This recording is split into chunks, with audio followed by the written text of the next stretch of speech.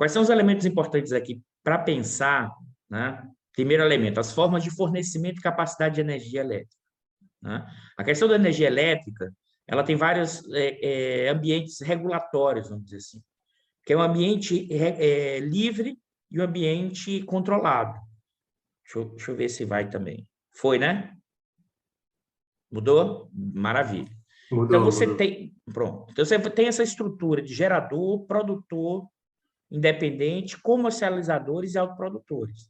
Então, você tem um mercado, que é um mercado de consumidores cativos, que são contratos pré-estabelecidos, e o outro ambiente regulatório, que é o mercado livre, né? Grande parte da energia, né, brasileira, inclusive de eólica e fotovoltaica, é o chamado mercado regulado, cativo. Isso está associado ao quê? Ao fornecimento da ideia do serviço público, que é o governo, via ANEEL, né, tem um edital, um leilão, de contratação de energia futura, né, de fornecedores privados, que vão fornecer energia para o sistema elétrico brasileiro, né? E esse edital, né, de compra de energia a partir de um determinado leilão e de venda por um determinado preço a partir desses agentes econômicos, né, é um edital que é um fornecimento de energia no futuro, né?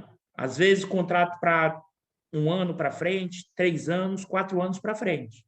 E para esse fornecimento, né, quem ganhar esse edital vai construir usinas, né? Ou usina fotovoltaica, ou usina eólica, ou usina térmica, a depender desse contrato e desse edital estabelecido.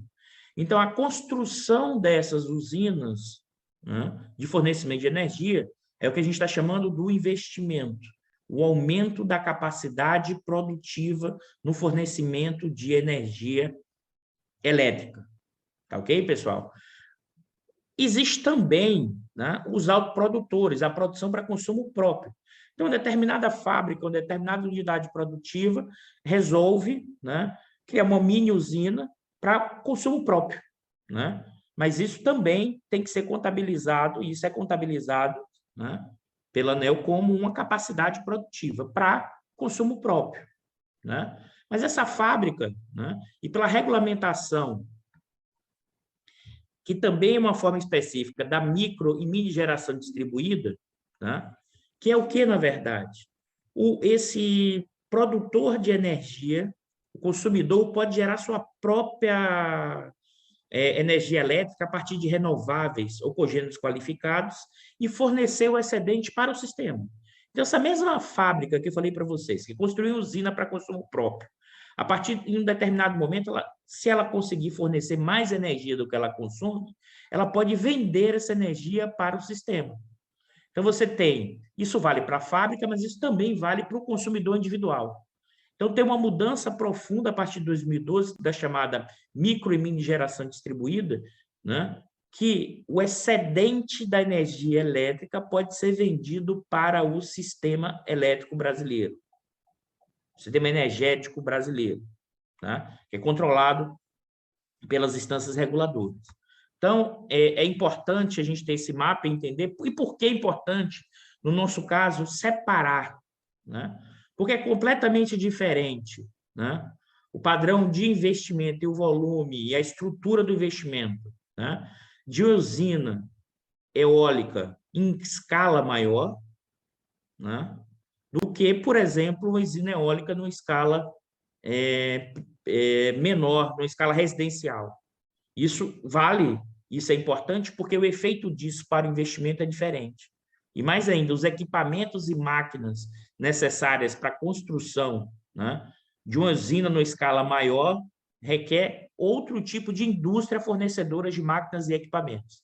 Então, a gente separou, né, o fornecimento, porque isso não vai nos ajudar a entender o mapeamento do investimento e seus impactos. Tá?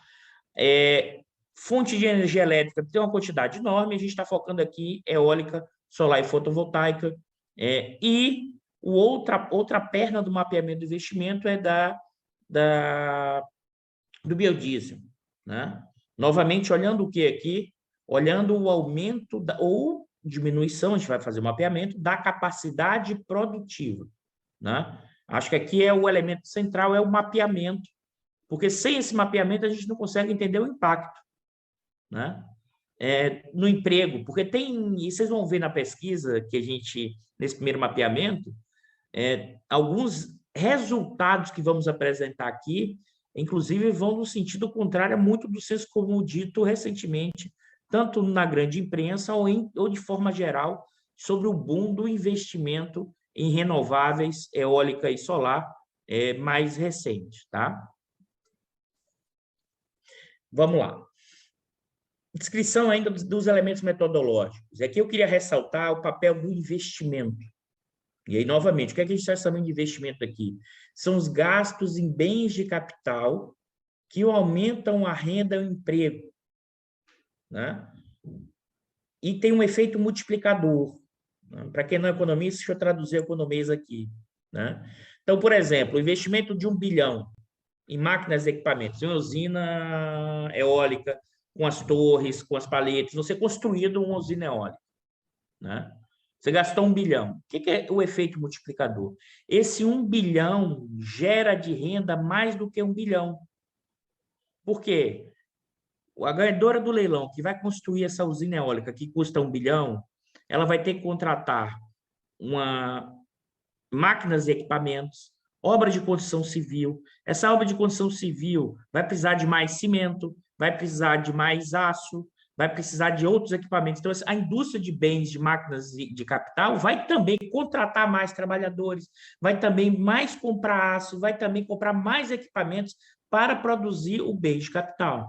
Ou seja, é o encadeamento produtivo, tá? Quando você tem um investimento.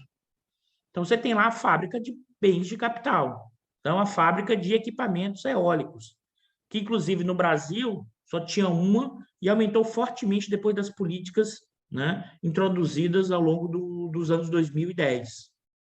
Então, o efeito multiplicador é o quê? O investimento de 1 bilhão pode gerar um aumento da renda, né, de 1,2 bilhões, 1,3 bilhões, a depender do multiplicador. E isso, evidentemente, tem um efeito sobre o emprego, que é que nós vamos estimar no nosso... Acho que é o nosso próximo encontro, né, Mahatma?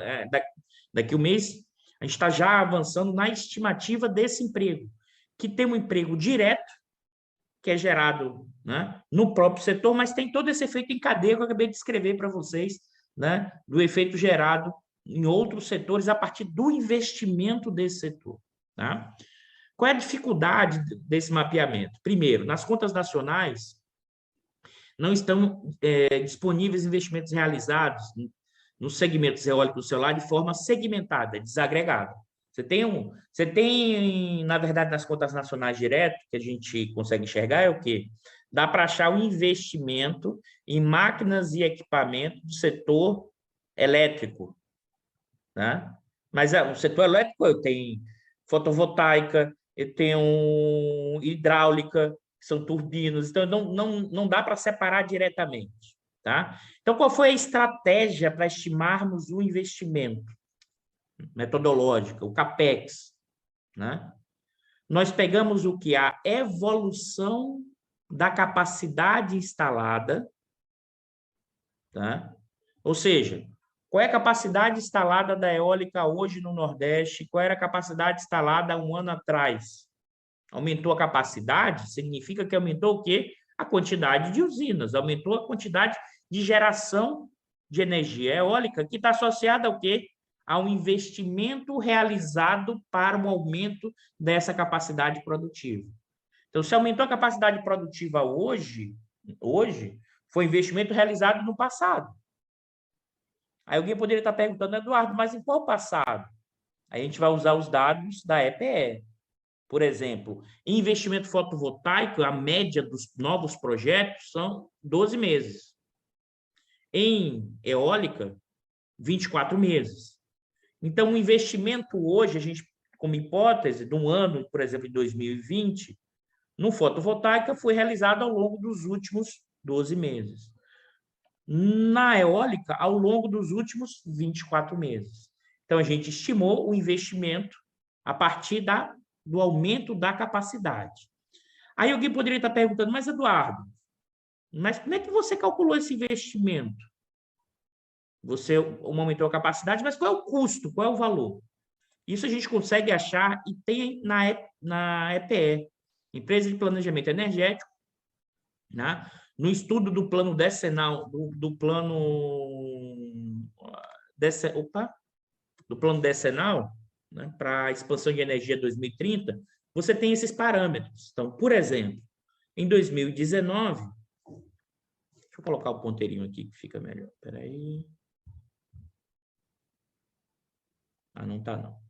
Em 2019, né, qual é o custo, qual é o CAPEX, né, para instalação, investimento de energia eólica onshore? R$ 4.500 por quilowatt. Qual é o tempo médio de desembolso? 24 meses. Qual é o custo, ou seja, o investimento, o CAPEX, na fotovoltaica? 4 mil. Que já chegou a ser, na eólica, né, 5.300 em 2017. Né? Que tem caído na eólica, né, 4.500, e a solar, a fotovoltaica também, que tem caído ao longo do tempo. Né? Hoje custa 4 mil, só que o tempo de construção é bem mais rápido, e isso afeta, né, a rentabilidade. Mas vamos lá. Então, o que a gente fez enquanto método? Né? Olhou o quê? Primeiro, o aumento da capacidade produtiva. O aumento da capacidade produtiva é reflexo do investimento realizado no passado. E a gente pegou para mapear o investimento, fez o quê? Pegou esse aumento da capacidade produtiva e multiplicou pela custo quilowatt-hora, né, de um novo investimento, segundo os dados da EPE.